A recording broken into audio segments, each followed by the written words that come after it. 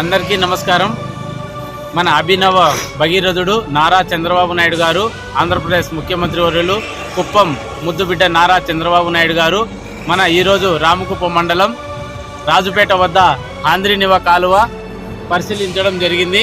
ఎందుకంటే నారా చంద్రబాబు నాయుడు గారు 736 కిలోమీటర్ల నుంచి కృష్ణమ్మ జలాలను కుప్పం ఆఖరికి ప్రతి ఒక్క చెరువును నిండు కుండలా మారడానికి కారణం ఏకైక వ్యక్తి మన నారా చంద్రబాబు నాయుడు గారు అని చెప్పొచ్చు.